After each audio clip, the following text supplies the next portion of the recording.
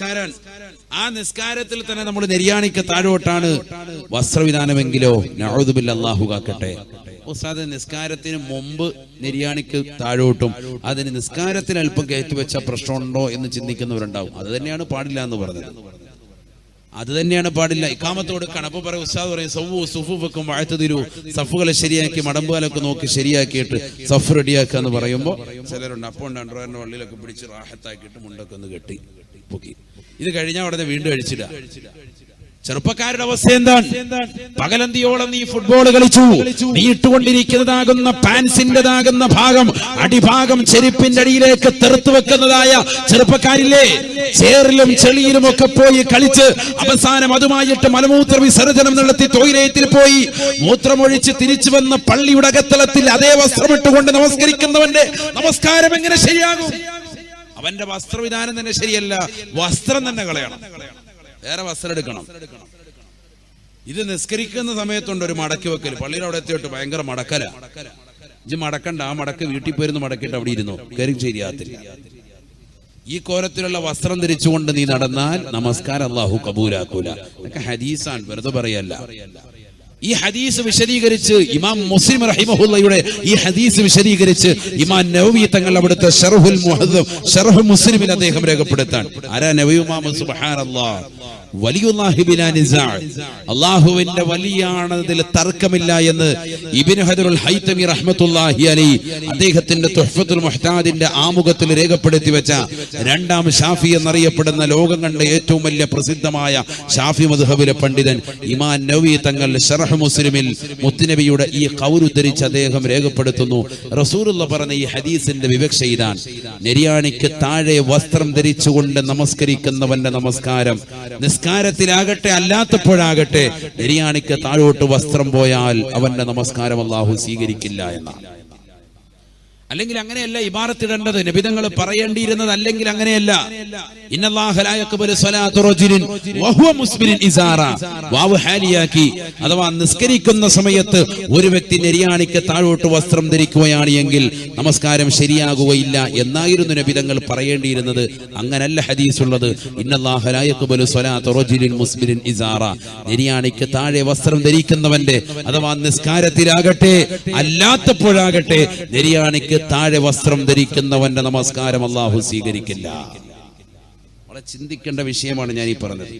സാധാരണ എന്റെ നിസ്കാരം മുഴുവൻ പോയല്ലോ, കുറെ നാളായി നമ്മൾ ഈ കോരത്തി കിടക്കുന്നത്. അല്ലാഹു നമ്മളെ കാക്കട്ടെ. എന്തിന് ഞാൻ വെറുതെ പറയല്ല. നെര്യാണിക്ക് താഴെ വസ്ത്രം ധരിച്ചുകൊണ്ട് നടക്കുന്നവൻ അഹങ്കാരികളുടെ കൂട്ടത്തിൽപ്പെട്ടവനാണ്. സയ്യിദുനാ റസൂലുള്ളാഹി. ഞാൻ വെറുതെ പറയല്ല. നമ്മുടെ നാട്ടിലാകട്ടെ മറുനാടുകളിലാകട്ടെ നെര്യാണിക്ക് താഴെ വസ്ത്രം ധരിച്ചുകൊണ്ട് നടക്കുന്നവനെ കാണുമ്പോ തന്നെ അറിയാം ഓന്റെ മോന്തലുണ്ടാവും, ഓൻ അഹങ്കാരിയാണ്. ഞാൻ വെറുതെ പറയല്ല. നിങ്ങൾ അങ്ങനെ നെര്യാണിക്ക് താഴെ വസ്ത്രം ധരിച്ചു നടക്കുന്നവന്റെ മുഖമൊക്കെ ഒന്ന് ഓർത്തു നോക്കിക്കേ.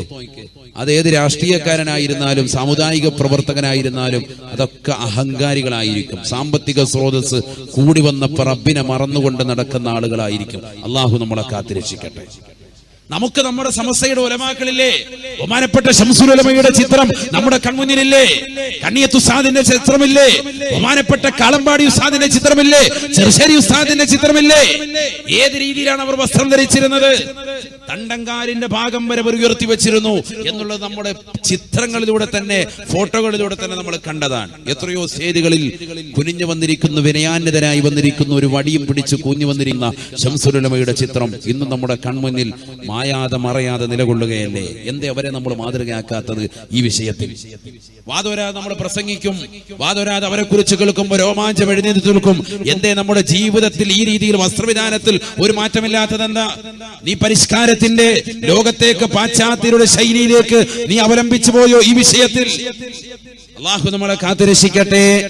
ഹബീബായ റസൂലുള്ളാഹി സ്വല്ലല്ലാഹു അലൈഹി വസല്ലമ തങ്ങൾ പറയുകയാണ്: ثلاثة لا يكلمهم الله يوم القيامة ولا يزكيهم ولا ينظر إليهم ولهم عذاب أليم. ഹബീബായ റസൂലുള്ളാഹി സ്വല്ലല്ലാഹു അലൈഹി വസല്ലമ തങ്ങൾ തന്റെ പ്രിയപ്പെട്ട അനുയായികളോട് ഓർമ്മപ്പെടുത്തുകയാണ്: 3 കൂട്ടർ നാളെ ആഖിറത്തിൽ അല്ലാഹുവിന്റെ കരുണ പ്രതീക്ഷിക്കേണ്ടതില്ല. റബ്ബ് അവരിലേക്ക് കാരുണ്യത്തിന്റെ നോട്ടം നോക്കുകയില്ല. لا يكلمهم الله يوم القيامة. അല്ലാഹു സുബ്ഹാനഹു വ തആല അവരോട് കരുണയുടെ സംസാരം സംസാരിക്കുകയില്ല. വലാ യുസക്കീഹിം അവരെ അല്ലാഹു പരിശുദ്ധിപ്പെടുത്തൂല. വലാ യൻദുറു ഇലൈഹിം അവരിലേക്ക് കരുണയുടെ നോട്ടം അല്ലാഹുവിന്റെ ഭാഗത്ത് നിന്നുണ്ടാവുകയില്ല. വലഹും അദാബുൻ അലീം അവർക്ക് വേദനാജനകമായ ശിക്ഷയാണ് സഹാബാ എന്ന് അല്ലാഹുവിന്റെ റസൂൽ പറയുമ്പോ കേട്ട് നിന്ന അബൂദർ ഗിഫാരി റളിയല്ലാഹു തആല അൻഹു അല്ലാഹുവിന്റെ റസൂലിനോട് പറയുകയാണ്, ഖാബൂ വഖസിറൂ യാ റസൂലല്ലാഹ്, ഖാബൂ വഖസിറൂ മൻഹും യാ റസൂലല്ലാഹ്. അവർ തീർച്ചയായും പരാജയപ്പെട്ടല്ലോ നബിയേ, അവർ തീർച്ചയായും നശിച്ചല്ലോ നബിയേ. ആരാണ് നബിയേ? കാസർഗോഡുള്ള ചിത്താരിയിലുള്ള പ്രിയപ്പെട്ട സഹോദരങ്ങളെ, നല്ലതുപോലെ ശ്രദ്ധിക്കണേ. ഹബീബായ റസൂലുള്ളാഹി സ്വല്ലല്ലാഹു അലൈഹി വസല്ലമ തങ്ങൾ നാളെ ആഖിറത്തിൽ റബ്ബിന്റെ കാരുണ്യം കിട്ടാത്തതാകുന്ന തീർച്ചയായും നരകീയ ശിക്ഷ കിട്ടുമെന്ന് ഉറപ്പുള്ളതായ 3 കൂട്ടരെ പറ്റി റസൂലുള്ളാഹി പറഞ്ഞപ്പോ അവർ തീർച്ചയായും നശിച്ചത് തന്നെ, തുലഞ്ഞത് തന്നെ നബിയേ. അവരാരാണ് എന്ന് അബൂദർ ഗിഫാരി തങ്ങൾ ചോദിക്കുമ്പോ അല്ലാഹുവിന്റെ റസൂൽ ആദ്യമായി പറഞ്ഞത് അൽ മുസ്ബിലൂ. ഈ ദുനിയാവിൽ എത്ര വാല് കേട്ടാലും ഏത് ആലിമീങ്ങൾ വന്ന് വാല് പറഞ്ഞാലും നെരിയാണിക്ക് താഴോട്ട് മുണ്ട് ധരിക്കുന്നവരില്ലയോ, തുണി ഉടുക്കുന്നവരില്ലയോ, പാൻസ് ധരിക്കുന്നവരില്ലയോ, അവർ തീർച്ചയായും റബ്ബിന്റെ കരുണ പ്രതീക്ഷിക്കണ്ട. അവർക്ക് നരകമാണ്, വേദനാജനകമായ ശിക്ഷയാണ്. തൗബ ചെയ്യണേ ചെറുപ്പക്കാരാ, തൗബ ചെയ്യണേ പ്രിയപ്പെട്ട ഉപ്പാ. നിന്റെ ജീവിതത്തിൽ എത്ര പാപങ്ങളാണ് വന്നുപോയത്? 60ഉം 80ഉം വയസ്സ് എത്തിയില്ലയോ? ഈ കാലമത്രയും നീ ധരിച്ചത് അല്ലാഹുവിന്റെ റസൂലിന്റെ വസ്ത്രവിധാനമല്ല. ഈ കാലകത്രയും നീ കൊണ്ടു നടന്നത് സിനിമാക്കാരുടെയാണ്, സിനിമാ നടന്മാരുടെ ശൈലിയാണ്. ജീവിതത്തിൽ കൊണ്ടുവന്നവരെ മാറ്റണേ. അല്ലാഹുവിന്റെ പള്ളിയുടെ മുന്നിൽ വെച്ചുകൊണ്ട് ഈ പരിശുദ്ധമാക്കപ്പെട്ട രാവിൽ ഇൽമിന്റെ സദസ്സിൽ വെച്ചുകൊണ്ട് പൊട്ടിക്കരഞ്ഞുകൊണ്ട് തൗബ ചെയ്യണേ. അല്ലാഹുവേ, അറിവില്ലാത്തത് കൊണ്ട് ചെയ്തു പോയവരുണ്ട്, നീ പുറത്തു കൊടുക്കണേ അല്ലാഹ്. കാരണം ഏറ്റവും വലിയ അഹങ്കാരിയാണ് അവൻ. ജീവിതത്തിൽ പടച്ച റബ്ബിനെ മറന്നുകൊണ്ട് പ്രവർത്തിച്ചവനാ. വസ്ത്രവിധാനം നെരിയാണിക്ക് താഴോട്ട് കൊണ്ടുവന്നവനെന്ന് ഹബീബായ റസൂലുള്ളാഹി സല്ലല്ലാഹു അലൈഹി വസല്ലം. അല്ലാഹുവിന്റെ കരുണയുടെ നോട്ടം ഉണ്ടാവൂല. സഹോദരങ്ങളെ, ചിന്തിക്ക്. നമ്മൾ ആകെ പ്രതീക്ഷിക്കുന്നത് റബ്ബിന്റെ കരുണയാണ്. മഹ്ശറയിൽ കത്തിജ്വലിക്കുന്ന സൂര്യനെ തലയ്ക്ക് മീതെ നിർത്തി കത്തിയാളെ നരകത്തെ മുന്നിൽ നിർത്തിയിട്ട് റബ്ബിന്റെ കോടതിയിൽ വിചാരണ ചെയ്യുമ്പോൾ അല്ലാഹ് നമ്മളെ തിരിഞ്ഞു നോക്കാതെ വേദനാജനകമായ ശിക്ഷ, വലഹും അദാബുൻ അലീം, വേദനാജനകമായ ശിക്ഷ. അള്ളാഹുടെ വേദനയാണ് തരുന്നത്. പടച്ച റബ്ബാണ് നമ്മളെ വേദനിപ്പിക്കുക. ദുനിയാവിൽ നമുക്ക് ക്യാൻസർ വന്ന് നമ്മുടെ സഹോദരങ്ങൾ വിഷമിച്ച് വേദന കൊണ്ട് അട്ടഹസിക്കുമ്പോൾ നമ്മൾ ചിന്തിക്കും, റബ്ബേ ഇത് ലോകത്തെ ഏറ്റവും വലിയ വേദനയാണ്. പല്ലുവേദന വരുമ്പോൾ നമ്മൾ ചിന്തിക്കും ലോകത്തെ ഏറ്റവും വലിയ ബുദ്ധിമുട്ടാണ്. ശ്വാസം മുട്ട് വരുന്ന ഉമ്മ ചിന്തിക്കും ലോകത്തെ ഏറ്റവും വലിയ പ്രയാസം ഇതാണ്. മരണത്തിന് മുന്നിൽ അവൻ വിറങ്ങലിച്ചുകൊണ്ട് പറയും, പടച്ച റബ്ബേ ലോകത്തിലെ ഏറ്റവും വലിയ വേദന ഇതാണ്. ഖബറിലേക്ക് എത്തുമ്പോൾ അവൻ കടന്ന് ചിന്തിക്കും, അല്ലാഹുവേ മരണം ഇതിനേക്കാൾ എത്ര ലാഘവം, ഇതിനേക്കാൾ എത്രയോ എളുപ്പം ദുനിയാവിലെ വിഷമങ്ങൾ.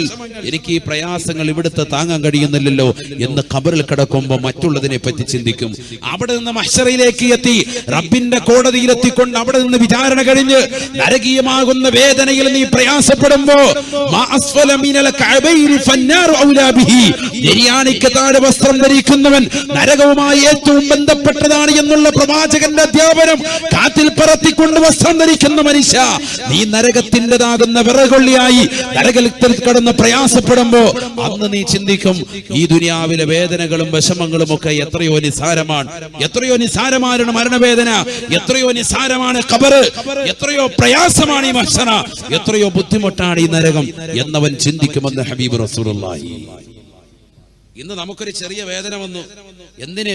നഖം വെട്ടിയ സമയത്ത് നമ്മുടെ നഖത്തിൻ്റെതാകുന്ന ആ ഭാഗം ഒരൽപ്പം ഒന്ന് കയറിപ്പോയാൽ പിന്നെ ഒരു പേന പിടിക്കാൻ നമുക്ക് കഴിയോ? ഒരു പെൻസിൽ പിടിച്ചെഴുതാൻ കഴിയോ? വേദന കൊണ്ട് പൊളയാൻ 10 ദിവസം പിന്നെ അടുക്കള കയറൂല. അല്ലേ? നമ്മുടെ ഒരു വിരലിന്റെ തുഞ്ചം ഒരു അറ്റമൊന്ന് മുറിഞ്ഞു പോയാൽ നമ്മൾ വേദന കൊണ്ട് പൊളയാൻ, നമുക്ക് അത് മതി വലിയ ബുദ്ധിമുട്ട്. അപ്പം വലഹും അദാബുൻ അലീം എന്ന് പ്രവാചകൻ പറഞ്ഞ വാക്കിന് നീ എന്തേ വില നിശ്ചയിക്കാത്തത്? വേദനാജനകമായ ശിക്ഷ അവർക്ക് തീർച്ചയായും ഉണ്ടാകും. ആർക്ക്? കേവലം ഈ ദുനിയാവിൽ നീ നെരിയാണിക്ക് താഴെ വസ്ത്രം ധരിച്ചുകൊണ്ട് നടന്നാലെന്ന് സയ്യിദുനാ റസൂലുള്ളാഹി. എന്തിനാ സഹോദരാ? ഉപേക്ഷിക്ക്, നിന്റെ ജീവിതത്തിൽ മാറ്റമുണ്ടാക്ക്.